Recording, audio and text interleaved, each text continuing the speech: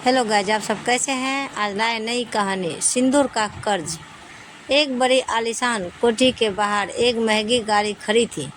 कोठी से दिनेश बाहर निकलता है और गाड़ी में बैठकर ड्राइवर से कहता है, फैक्ट्री चलो। दिनेश की कपड़ों की फैक्ट्री है। वह अलग अलग डिजाइनर से कपड़ा डिजाइन कराता है और उन डिजाइनर्स के थान बनवाकर मार्केट में बेचता है। यूँ तो सब ठीक है वैसे तो दिनेश की कंपनी कई डिज़ाइन प्रचलित है, लेकिन उनमें सबसे ज़्यादा जो लोग पसंद करते हैं वह हिंदुस्तान के अलग अलग राज्यों के पारंपरिक डिज़ाइन के प्रिंट हैं। यूँ तो सब ठीक है, पर एक चीज़ उसके मन को हमेशा बेचैन करती है और वह है उसकी कंपनी का पारंपरिक डिज़ाइन जो एक ब्रांड बन चुका है। वह डिज़ाइन उसको जाने पहचानने से लगते हैं, लेकिन पूरे तरीके से वह समझ नहीं पा रहा है कि कौन है वह डिज़ाइनर जो उसके वह डिज़ाइन भेजता है। इस डिज़ाइनर ना तो कभी अपने नाम की ना पैसे की बात की। दिनेश यही सोचता कि वह डिज़ाइनर आखिर गुमनाम क्यों है। एक दिन दिनेश ने फैसला लिया कि किसी भी तरह पता लगाना होगा कि वह गुमनाम शुभचिंतक डिज़ाइनर कौन है। उसका दिनेश ऑफिस के नौकर को अपने केबिन में बुलाता है और पोस्ट ऑफिस भेजते हुए कहता है, तुम यह पैकर लेकर जाओ और वहाँ से पता करो कि यह कोरियर कौन भेजता है। उसका नाम, फ़ोन नंबर, पता जो भी मिले लेकर आना। नौकर पोस्ट ऑफिस जाता है तो वहाँ से उसे बहुत कम जानकारी मिल पाती है। कोरियर भेजने वाले केवल इतना पता मिलता है कि श्रीमती गुप्ता, प्रीत विहार, दिल्ली। वह जानकारी लेकर नौकर दिनेश के पास जाता है। उतना सा पता मिलने पर भी दिनेश चौंक जाता है।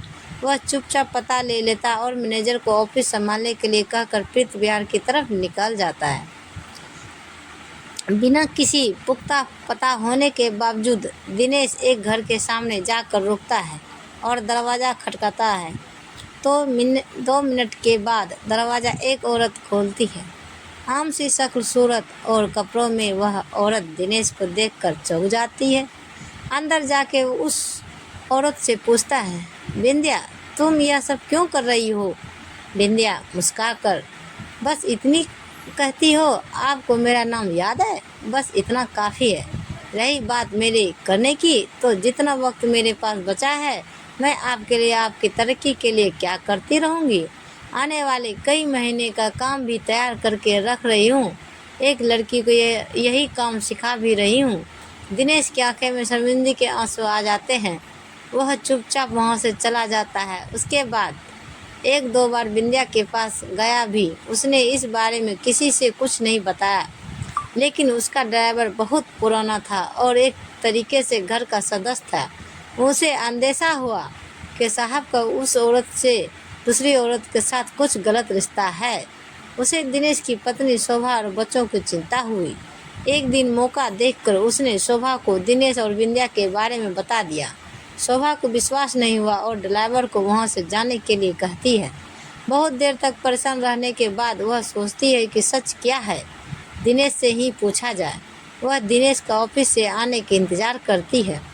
शाम को जब दिनेश आता है तो शोभा खाना लगाती है और रोज़ की तरह दोनों साथ में खाना खाते हैं। जब नौकर चला जाता है तब शोभा सीधे सीधे पूछती है, बिंदिया कौन है। बिंदिया का नाम सुनते ही दिनेश का सकपका जाता है, लेकिन उसके चेहरे पर झूठ की घबराहट नहीं होती। दिनेश शोभा को बताता है कि बिंदिया उसकी पहली पत्नी है, जिसे उसने तलाक दे दिया था। शोभा को याद आता है कि दिनेश ने शादी से पहले ही उसे अपनी पहली पत्नी और तलाक के बारे में बताया था, लेकिन उसे समझ नहीं आता कि फिर से वह बिंदिया से क्यों मिलने लगा। वह पूछती है, तुमने तो मुझे तलाक का कारण तुम्हारे नापसंद बताया था, तो अब उससे फिर क्यों मिल रहे हो। मैंने तुम्हारी सच्चाई की आदत को पसंद करके ही वहाँ करी थी, तो अब यह धोखा क्यों दे रहे हो। दिनेश उसका हाथ पकड़कर कहता है, आज तुम्हें सब सच बताऊंगा।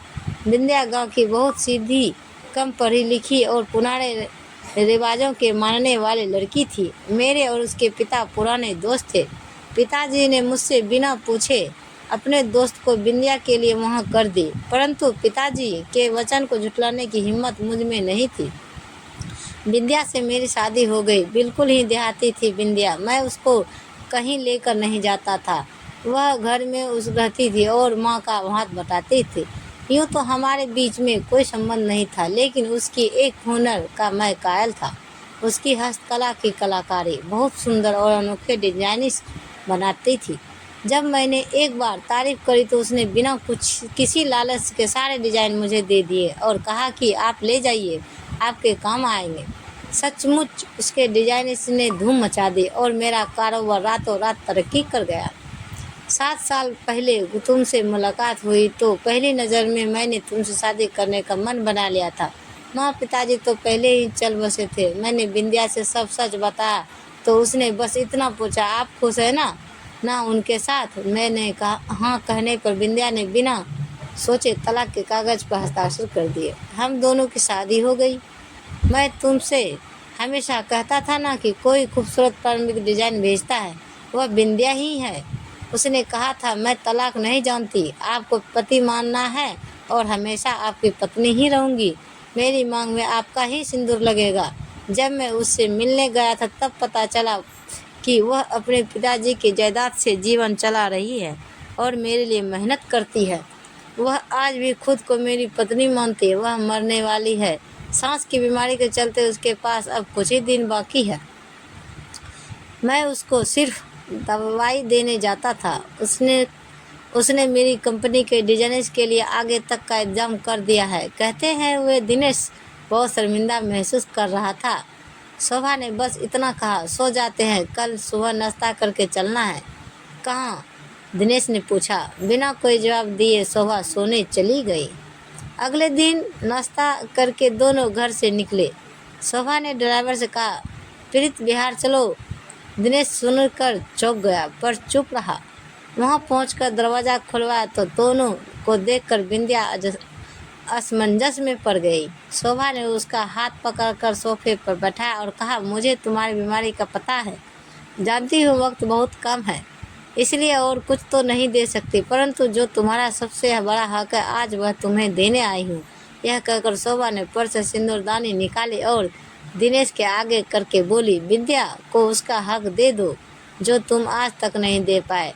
दिनेश ने चुटकी में सिंदूर लेता है और बिंदिया के मांग भर देता है।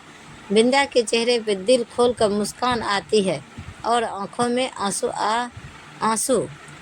वह शोभा का हाथ पकड़ कर गले लगाती है और आखिरी सांस ले लेती है। अपने आखिरी वक्त में दिनेश के प्यार भरे हाथों सिंदूर पाकर वह सब कुछ पा चुकी थे। तो गाइज आपको ये कहानी कैसा लगा कमेंट में बताएं। तो मिलते हैं अगले वीडियो के साथ। Bye bye guys.